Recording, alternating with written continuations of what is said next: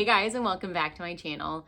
In today's video, I am going to do a mid-homeschool update review with you guys. We're going to talk about what has gone really well over the first half of this school year, what maybe hasn't gone so well, maybe we paused, maybe we dropped some things, and then a few things that we're going to be adding in for the second half of this school year.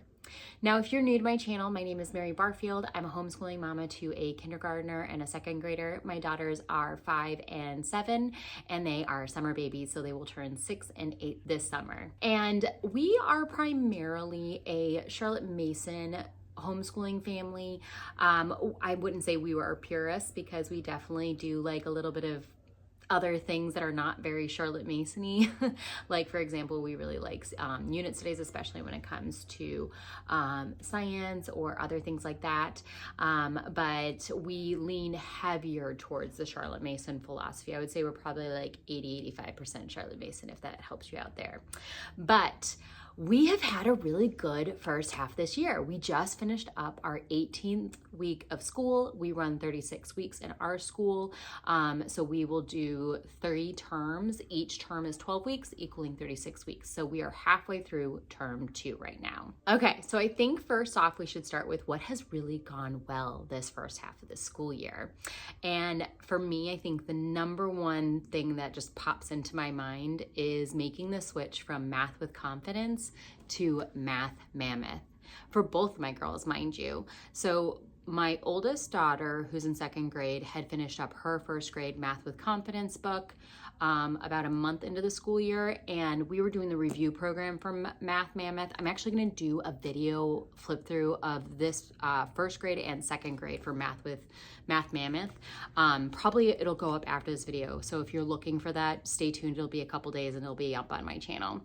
But we made the switch for both girls because it's honestly easier for me to have them both in the same math program. And my youngest is very mathematically inclined, so frankly, anything I give her, she rocks at. So it was for my oldest that we made the switch from Math with Confidence to Math Mammoth because she liked Math with Confidence, but it was a little too fluffy and not enough. She felt like she wanted to do more work. She wanted to do more worksheets. Math with Confidence is more hands-on and a lot of manipulatives, and it is a lot of moving pieces. I think it's a really wonderful program, but it is very parent intensive, whereas this gives her the opportunity to be more independent. It's more straightforward. It is still mastery. It is still Singapore based. It is all the things that we love about Math with Confidence as well, and it even has a few games in here for each chapter, so we're not even missing out on any of the math games from Math with Confidence. But for her, this has connected so well. We're actually just finishing up 2A, which is the first math book. So we're almost like right on track. So she'll be moving into 2B, which is the second half of this math program for second grade. My youngest daughter, she is in kindergarten. She's actually a young kindergartner, but she's already halfway through the first book of the 1A. So that's first grade.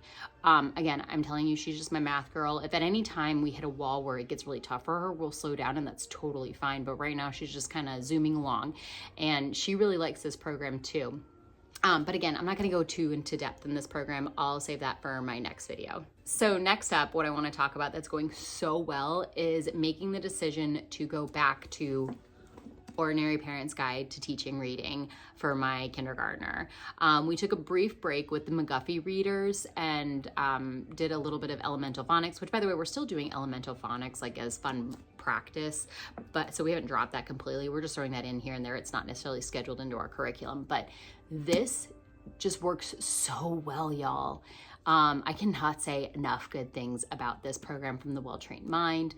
My daughter's doing really well with it. She is reading, it's incredible the words that she reads now.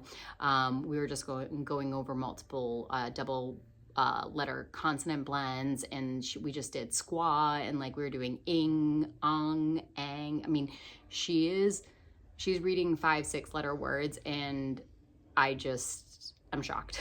It's amazing how quickly it's working for her. So we had originally done, like I said, the McGuffey reader. We're not getting rid of that. We are just putting it on pause, which I'll talk about in the next few minutes about what we're putting on pause or dropping. So we're gonna just focus on this for the rest of the year. At least that's the plan for right now, because it is working really well, and why, you know, fix what's not broken. For my oldest daughter, the McGuffey reader, we're doing the first reader, along with this beautiful, amazing PDF from Verily Schoolhouse. I'll link her shop down below. She's got a ton of wonderful Charlotte Mason products on her shop. And actually I have a code that you can get 10% off of her shop. But if you have not seen any of my previous videos, this is a companion notebook. It comes in a PDF, so you buy it once and you can print it off as many times, as many years as you want. So it has space for each lesson in the McGuffey reader, for narration written, for a drawing if you want to draw a narration, for spelling, that's how we do our spelling, copy work, and then dictation. And I know some people don't do dictation in second grade, but my daughter gets it, and we're not doing anything terribly hard, and it really does help with spelling and grammar and holding mentally sentences in your mind. It really does help with all that. So we're doing easy peasy sentences that she can easily I can dictate and she can write down. But this combo for our language arts for her is going so well, y'all. I am so glad I, pulled the trigger and found the entire series of these books on eBay for $40 and just bought all of them. I was like, we'll see what happens. If we don't like them, I'm sure somebody will want to repurchase them from me, but it is going so well, and we will finish this probably we might actually be able to start the second reader before the end of the school year. And we're just going to keep going with it, y'all. And again, it's working great. Switching to this for spelling and getting rid of All About Spelling. Again, talked about that in a few minutes, more in depth, but it was the best decision we've made, and it's just clicking really well for my student. I'm loving the Charlotte Mason philosophy when it comes to language arts. Something else that's going really well, and I haven't actually talked about this in a couple videos, is Homeschool Languages Spanish 1. Y'all, so we actually made a little bit of a change with our schedule with this. Originally, I was doing 2 lessons for 30 minutes a week, and that was, I don't know why, it was really tough to do. I was finding that we were dropping these lessons. If we had to cut something from the schedule, for some reason this kept getting dropped. And then I was reading about Charlotte Mason and how she does short increments for her, or short lessons for each of her subjects. And I think I read somewhere that she was saying every day you should be doing your language or your foreign language, and it should only be about 10 minutes. And I was like, I bet I could do that with these lessons. So when we switched to doing it 5 days a week for 10 minutes at a time, we never started, we stopped dropping Spanish lessons. We were actually getting them done. We were getting more of the lessons done, if I'm being honest. And the way that they set up these lessons, I just love this program. I literally have nothing but wonderful things to say about it. And I feel like it's very Charlotte Mason, the way it's done. But the way that they do it, you'll see here, I have a tab. So they have little activities that you can check off as you do. I don't want to write in this book because, I don't know, I feel weird about writing in books. And also if I ever want to sell it, I don't want to sell it to somebody and have writing in there. But you see all those check boxes, you can say, okay, we've done this activity, we've done this activity. So what I do is I use one of those sticky flags. I don't know what these are called. These guys, you can there you go, see, it's a sticky tab. Whenever we finish something, I put it on the activity that we were about to do, and then I pick back up from there the next day. It's like loop scheduling, I guess, is the best way through our lessons in Spanish. And it is going so much better doing it that way, because I think the program is wonderful. It was just a matter of, for some reason, 2 30-minute lessons per week was just very bulky and hard for us to schedule in, and it just wasn't working. So when I switched to that schedule, man, we started taking off in this program, and the girls use their Spanish throughout the day, and we say, any phrases that we can say in Spanish, we try to throughout the day, which I think also really helps, ingrain the language in their brain. I did not mean for that to rhyme. But this is going really well. I have a link down below if you've never checked out Homeschool Languages. They've got a bunch of different other languages. Go click on that link, go check them out. She's a small homeschool family, and she has a small, family business, and they just produce such amazing content. This is amazing. And not enough wonderful things to say about it. Can you tell I'm really happy with all the things that are going well? I just cannot stop saying amazing. I need a thesaurus to get better synonyms. Okay, next up isn't any specific one piece of curriculum. I just have to say, I think all things Charlotte Mason that we've implemented into our homeschool program is going so well. It's working, y'all. If you're not familiar with Charlotte Mason, she talks about the science of relations. Basically, as you learn different things, all the stuff will start to connect in their brain, like from one subject to another. A tidbit here and a tidbit there might start to connect. So an example is the other day, actually, in science, we were learning about the moons of Jupiter, and Ganymede is the name of one of the moons. And then my oldest daughter goes, wait, Ganymede, like from Shakespeare's As You Like It? One of the characters, Rosalind, in the Shakespeare play As You Like It, dresses and disguises herself as a man, and his name is Ganymede. So it's like those small connections that happen, they are happening way more often now, and it's still so exciting whenever it happens. I don't know, I'm never getting tired of it, I think, but it's just going so well. With that being said, we did add in quite a few more books from Ambleside Online Year 1 in for Term 2 for my oldest daughter. We trialed a few of the books in Term 1 just to see if we liked Ambleside Online, because we were like, okay, let's see what we think of this. Everything went so well in Term 1 that I added in quite a few more. We added in all the history books for my oldest daughter. We also added in, I have a list down here, Parables of Nature, and I think those are the only ones that we needed to add in.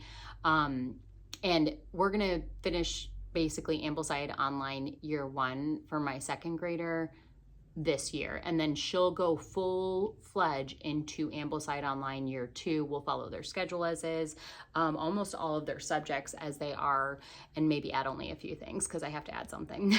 But everything Charlotte Mason is going so well. Like I said, following the way she does language arts, you know, the way she does her scheduling for foreign language. Also, again, like I said, she doesn't say it's a Charlotte Mason program, but the way that she teaches is the way that you learn your native tongue. It's not by writing first, it's by sound and speaking, which is what Charlotte Mason recommends. So again, although it's not a Charlotte Mason program, this would be, I think, approved by Charlotte Mason, if I do say so myself. So it's just, I feel like we've finally found our style.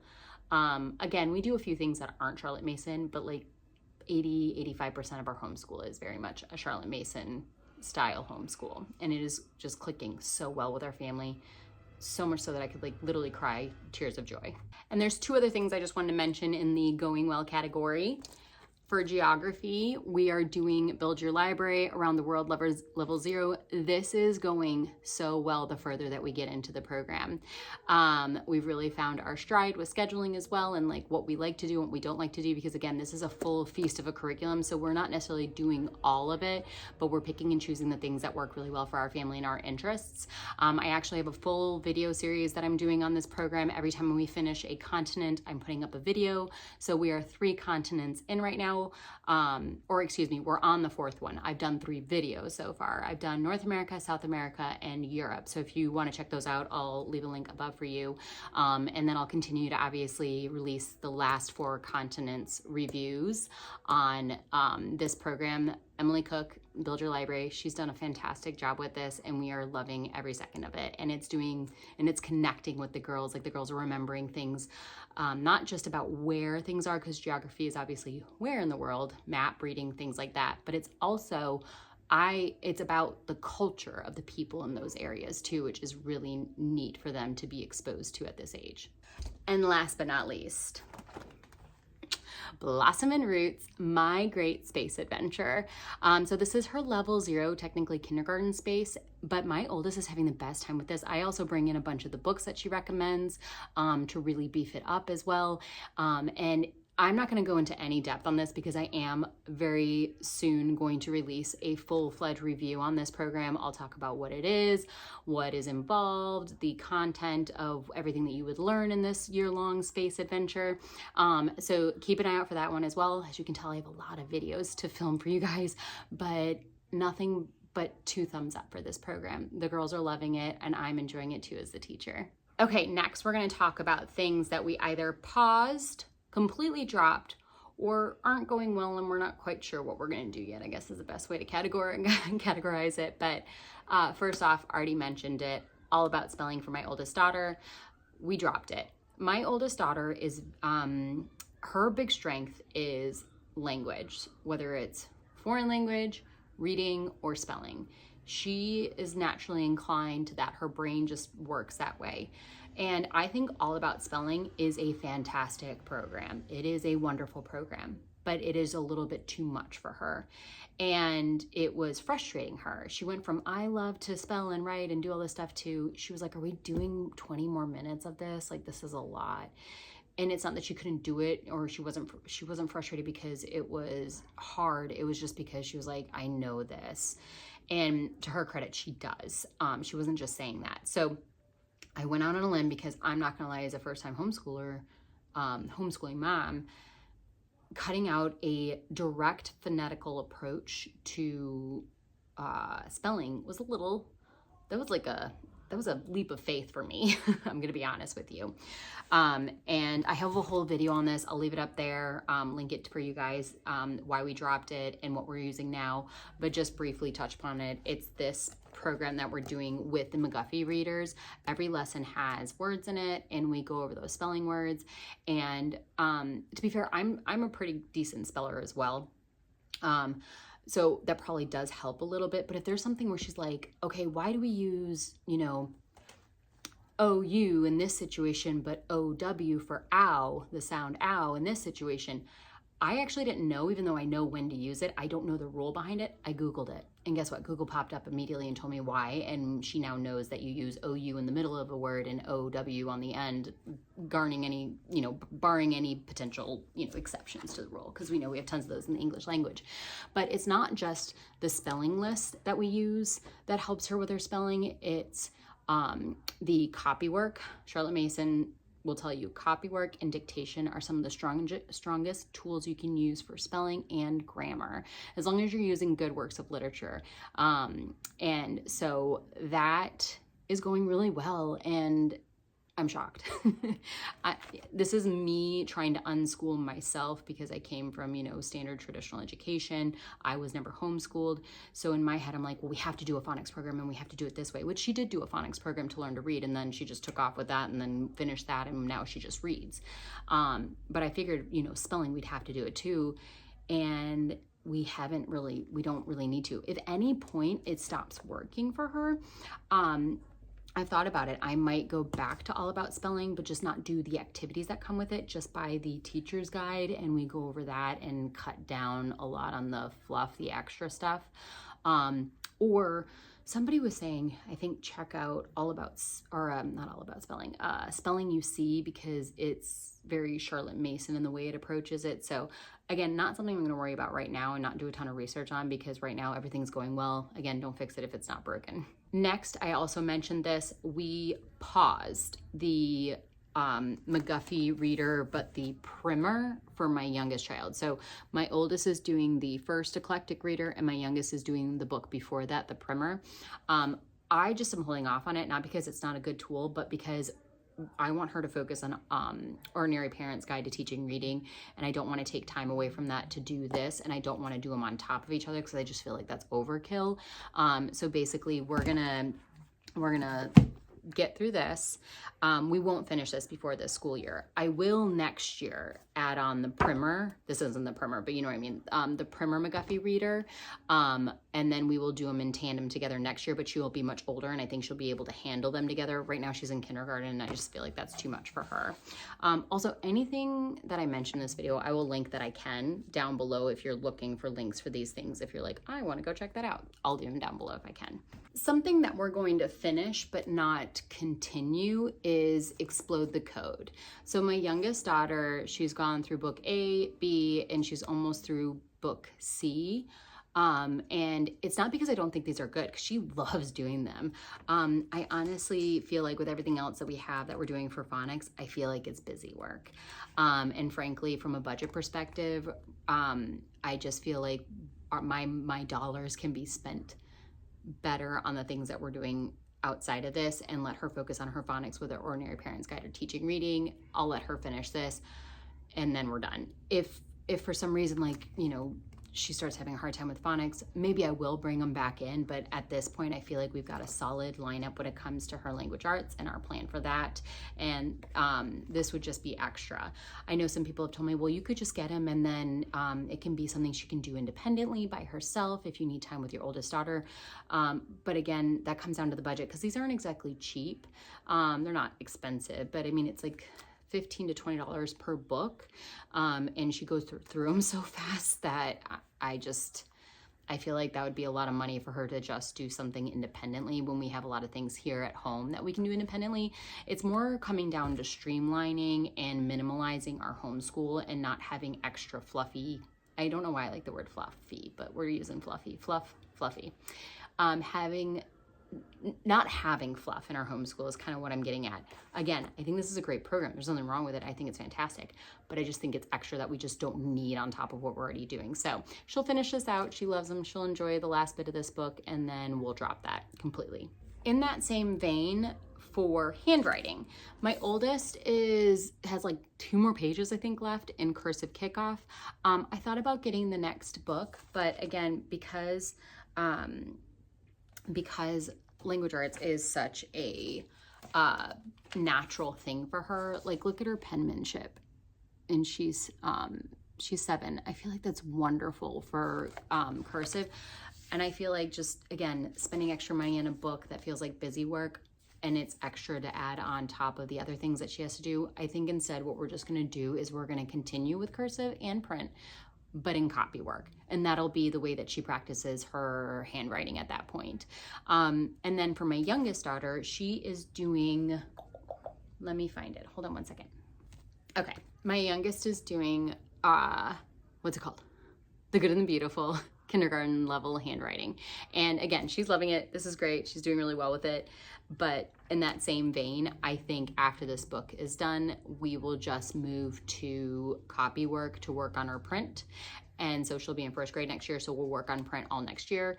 And then if that's looking really good in 2nd grade, we'll also introduce cursive. I don't think I'm gonna do a handbook like this unless she really needs that extra hand holding with her penmanship. I think I'm going to use, I have these handwriting charts that I use. Here, I'll show you. I got them off primarylearning.org. I laminated them. I have a cursive one and I have a print one. And I give these to the girls to use. So my oldest daughter uses this one. My youngest uses the print right now. But I'll use this and I'll sit down and teach her cursive myself. I know that seems like parent intensive, but again, I'm trying to be conscious of budget, streamlining our homeschool, and just trying to cut out any fluff and just make sure we're not doing things that we just don't need to do, if that makes sense. But again, if at any point we need extra help, I will absolutely go get this. I might try the Zahner Blauser. I don't know how to say that name, by the way. I've heard so many people pronounce it different ways. I might try that one out because I don't particularly love handwriting without tears version of cursive. They make their R's weird. They make their S's weird. There's a few other things. I don't like them. And I was having to reteach my daughter how to do them properly, the way that this cursive looks. I think this is Danielian. Maybe I'm wrong. I don't know. I'm not so worried about the label of what it's called. I just want to make sure that if I do use a program for cursive for my youngest daughter, I get one that has the right cursive.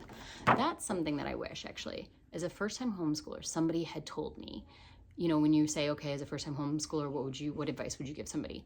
My number one tip is when it comes to handwriting, if you're going to use a program, don't worry about how they do it or what they do it. Make sure the cursive, how it looks for each letter, is the way you want your kid to learn cursive.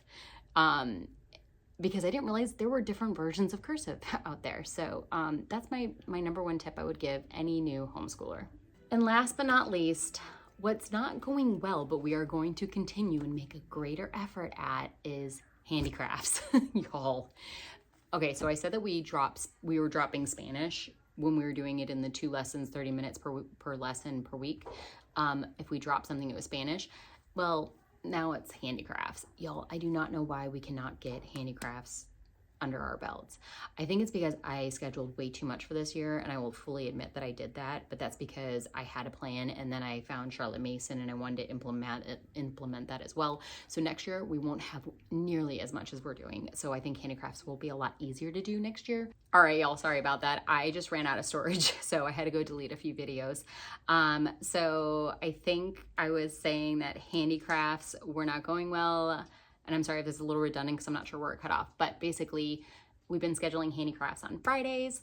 And I think by the time we get to it on Friday, we're just tired. And if there's something we cut, it's handicraft on Friday. So what I'm gonna start doing, I think, for the second half of this year is I'm gonna schedule handicrafts on Monday. And then that way, even if we don't get to it on Monday, if we have to push it, we can push it to Tuesday and do it on Tuesday. So I will keep you guys posted on how that goes and keep you updated on if there's any improvement there. Okay, next up, I just wanted to talk about a few things. There's only 3 of them, so this won't be too long, that we are adding in for the last half of this school year. So the first thing that we are adding in is Blossom and Root book seeds. So if you're not familiar with these, I actually just did a review on the book seed we did for our winter solstice. I'll link that video up above if you want to go check them out. That's an in-depth look at that book seed, but also what they are. But they're basically a complementary unit study to the different levels of Blossom and Root science. So we used Blossom and Root level 1, the entire bundle for my oldest daughter last year, and the science was earth science, and you get 6 book seeds for each year. And she says that you can schedule them out like around 2 weeks is what it should take, but you can also expand upon them and make them longer, or you can just do a few of the activities and just do them in a day if you wanted to. So they're very flexible. You could do what you want with these. My goal is to get 3 done. I would like to get all 6 done from the first year because we didn't do them last year. I was a first-time homeschooling mom. I felt overwhelmed and I just wanted to do the science. I didn't know what to do with these, if I'm being honest. Now I know what to do with them. So my plan is to at least get 3 done. If I could get all 6 done from level 1, that'd be fantastic. Next year, we're gonna do level 2 book seeds. So the ones that I've picked out, and we've already started this one, is Mary Anning and the Sea Dragon. And each book seed, by the way, is based off of a book. So this is the book that this one is based off of, and it's going really well. The girls are really into dinosaurs and paleontology right now, so this is actually right up their alley. So we're gonna do this one. We are also going to do Solving the Puzzle Under the Sea. Marie Tharp maps the ocean floor, so it's about echolocation and all sorts of things like that. And then the last one that I want to try and get done is Charles Darwin's Around the World Adventure. Again, I've got to get these books either from the library, off thrift books, or I might just do the YouTube read aloud if I can't access them because we have so many books in my house. But very excited about those. Girls love book seeds, and I'm glad we're getting these worked into our schedule now. Next up, I don't know if you can see it, but the girls got a piano. It's behind me here. Let me try and lift the camera without dropping you guys. And you can see my doggy. There is a Yamaha keyboard over there. And the girls are starting piano lessons with Hoffman Academy. We've already done our first lesson and it went really, really well. The girls really like it. I don't even have to ask them to practice. They ask me if they can practice. It's so funny. So I think that's gonna go along swimmingly for the rest of the year and obviously into the future years. And if they ever decide later date that they wanna try a new instrument, I think piano is a wonderful, at least introductory instrument, even if you branch off and like do guitar after that or something. I think it's a really good musical instrument to learn first right off the bat. So, and I used to play, so I've been playing along with them too, so it's kind of fun for me as well. All right, and last but not least, what we're gonna add in once the weather stops being about 20 degrees every day, once a week, we are going to play golf. We're gonna play 9 holes. We belong to a local country club here, and we have not utilized it as much as we should. Last year, my oldest took lessons and she did really well with those and really liked it. They've got their own clubs and bags and everything, like just little ones, you know, from Play It Again Sports, nothing major. But I would like to get better at golf, and what better way than to bring my girls with me? They get better at golf, we get outside, it works towards our 750 hours of time we're trying to be outside. We're not doing the full 1,000 hours outside, we're doing something a little less, just a more attainable goal for us, but that'll contribute to that. We see a lot of nature when we're out there. It's just golf is an all-around great thing for us, I think, to add into our schedule. With that, my husky is coming up here. I don't know if she's gonna get what are you doing? I love you. So they do Ninja, like Ninja Warrior, where they like do competitions and stuff. We're gonna still do that, but with adding in golf once a week, I think we're gonna pull back a little bit on Ninja and not do it every week. They have a thing where we can just buy packages of lesson and go whenever it makes sense for us. I think we're gonna do that moving forward rather than paying for the one lesson per week package, which is what we were doing previously. So that's a lot. And also the girls just signed up for soccer for spring too. So you see why I'm like, that's too many sports. We got to pull back somewhere. So we have a lot on our plate and our schedule. We're anything but boring, I'll tell you that. All right, y'all. I hope you enjoyed this mid-year update. This has been a really good year so far, and I know it'll continue to get better. And we're starting to think about things for next year too. I don't know, probably in the next month or two, I'll start doing videos about next year, like what our thoughts are, what we're planning to do, maybe some curriculum reveals. I don't think it's going to be that surprising though, because I've been pretty open with you guys about what I'm doing now and like how that impacts the future and what we want to do moving forward. But at least give you like what I'm thinking, you know, my curriculum picks per se. But I'm getting really excited about next year too. It's gonna be a really good year. But this year is still full in swing. I don't wanna forget about it and move past it and just think about next year. So this has been a really good year. We're having a lot of fun. We're learning a lot of new things. My girls are growing up so fast and it makes me a little sad, but it's also really awesome because as they get older, we're able to do different and more cool things, if I'm being honest. So it's just been a really solid couple of months. So if you have questions about anything that I mentioned, leave those down in the comments. I love talking to you guys down there. If you are new to my channel and you love all things homeschooling and you like Charlotte Mason and you like unit studies and just all of the things, definitely hit that subscribe button. You'll probably enjoy my channel, and I'll see you guys in my next one. Bye, y'all.